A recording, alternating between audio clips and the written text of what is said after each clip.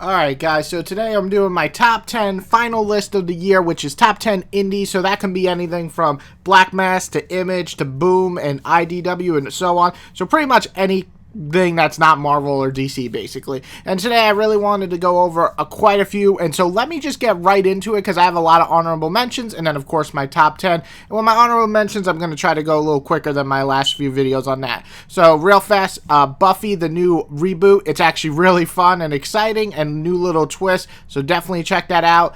Dark Red, a Tim Seeley book, definitely pretty cool. It's all about vampires in a conservative state, and Nazi vampires is just awesome to see killed. Bowen Parish, a drug cartel family drama. I actually really enjoyed this one as it went on, and especially the last two volumes were great. She Could Fly, a really interesting fucked up look into the mental psyche of someone, and then brutal as shit story in the end. Go Go Power Rangers has consistently been really good and hasn't stopped. This to me is the best Power Ranger series. I like the Mighty Morphin Power Rangers, but Go Go is more personal and to me just better, and I like the art more. Middle West, didn't love the beginning, but the second volume really got me. It's a really good drama, family drama really, about a father and son, but with a supernatural twist. I liked it a lot. And last but not least, Gaiden Falls. I mean, it's Jeff Lemire, so he's going to be on my list. If he's not in my top 10, he's definitely in my honorable mentions, and of course he is here. Twisted, fucked up, confusing, all those things in one. You gotta love it. So now that we got those out of the way, I'm starting off my list with Savage Shores. This is a different type of story than I expected.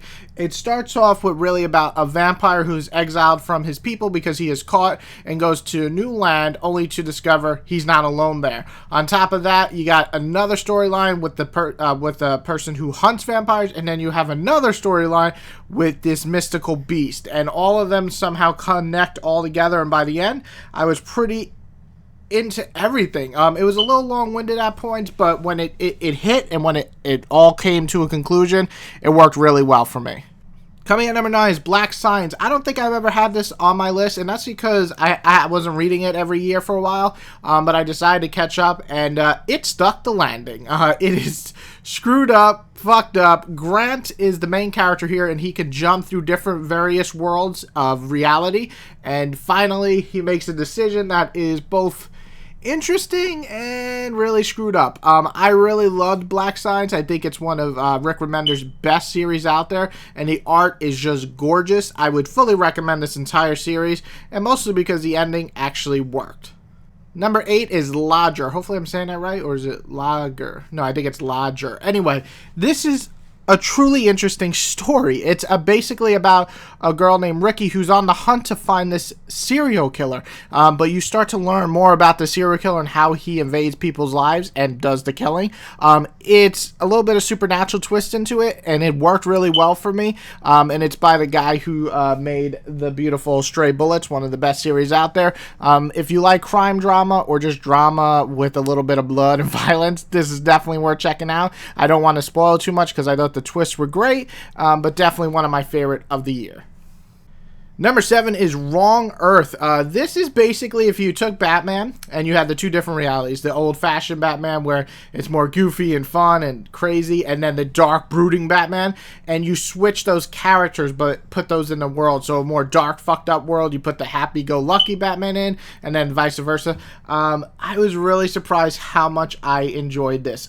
It was really interesting how we kind of live in our world of comics, and you never question certain things like, why are you so not hopeful in your own world to try to bring happiness? So I don't want to spoil it. By the end, it is truly a crazy, twist up, messed up storyline. But yeah, check it out if you're a Batman fan or pretty much any superhero fan. I think you'll really enjoy what this book was going for.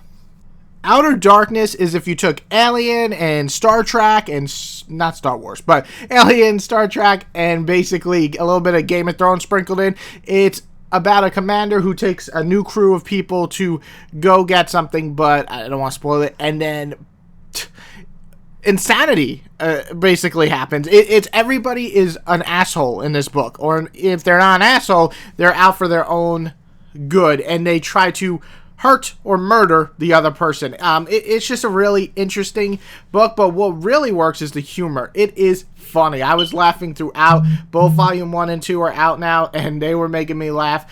This is actually my first Layman book. I think he's actually really funny. If this is how his other series are, I'm going to check out Chew soon. But yeah, Outer Darkness, as an Alien fan, as a Star Trek fan, I really dug the shit out of this book. Check it out. Okay, and we're going in our top 5 with Sync Volume 2.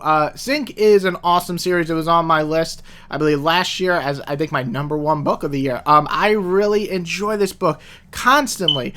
Sync Volume 1 was basically individual stories, and this follows Pursuit, so it's an anthology. But this one, we get some really cool backstories on certain characters, like Mr. Dig, that are revealed, and it works. I was so glad it worked because I was worried, oh, am I not going to like the character once I know who they are? But I did. But yes, Sync Volume 2 is great. I tried to look for a link on Amazon. I couldn't find it. I know you can get Volume 1 on Amazon, but I think you still have to go through the Kickstarter or maybe the main website. But Sync Volume 2 is definitely worth adding to your collection. It's up there, and I think it's a little bit better than Candyman, which I enjoy, but I think this is better anthology horror series. So for you horror fans out there, check out Sync.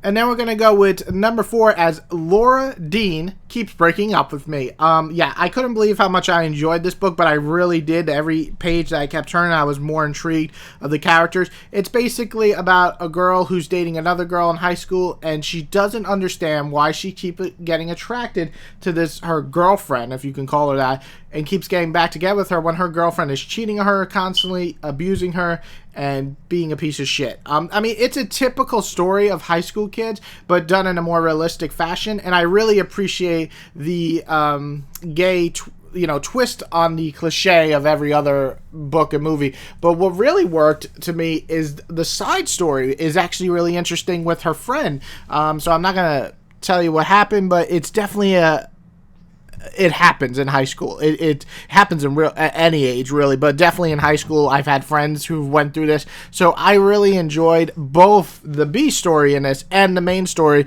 Dialogue's great. This is definitely a book if you want a slice of life story to pick up. All right, my top 3. Number 3 coming in is Redneck. Redneck has continuously made my list every year because it just remains one of the best series out right now.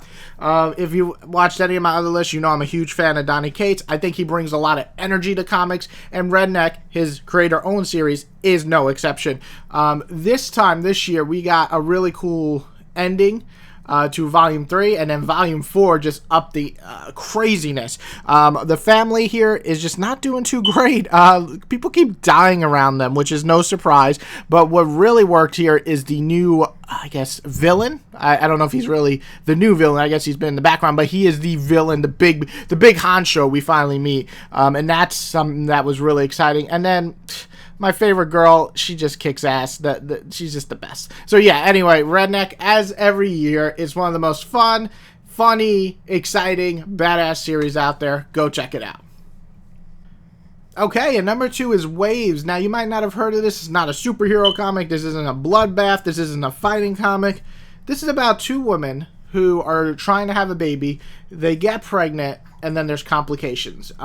Why is this so high on my list? Besides it being written really well and the art being really, really good, it hits home for me in a lot of ways. Some of you know I've been through certain things in my life in the last few years where it was very hard to have a child, and we lost a child, and so this book really hit home for me. I was on the verge of crying at points. I think what's really well done is the second half isn't a dour experience. It's a hopeful experience, and it kind of made me feel good. But throughout it, before that, I was feeling this anxiety that I don't usually feel when I read books, but in a way that I appreciate the author was very real. And I think she has went through this.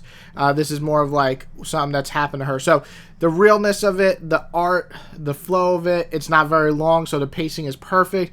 Waves touched me in ways that I didn't expect it to, and I really appreciate something that I can really relate to, but also really understand. So yeah, Waves, what a surprise, what a book. Go check it out. You can buy it on Amazon or in maybe a local bookstore, probably Barnes & Nobles and stuff.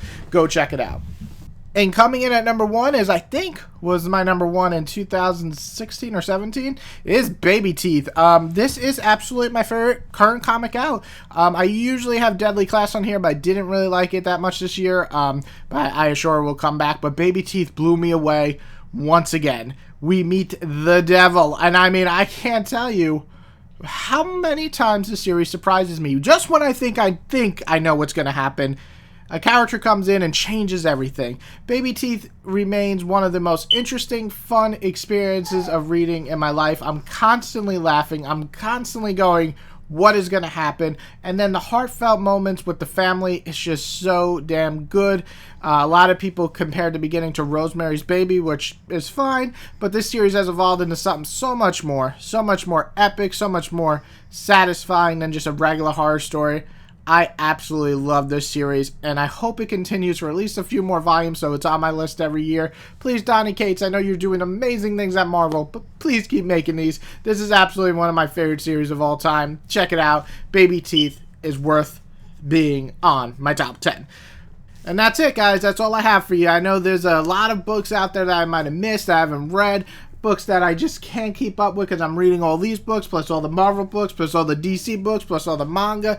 It's a lot, man. If anybody's telling me there's nothing to read in comics, I think you're fucking insane. I just can't even keep up no matter how much I read, and I read over 600 books this year. So for me to read 600 books, by the way, with a baby, that's pretty impressive, and say I dwindled it down to this. It's tough. Great year for comics, and I think 2020 will be just as good. Check out these comics. Of course, list yours below. I would love to see some comics maybe I didn't hear of, and then I want to go check out and read. And I hope you all have a wonderful day.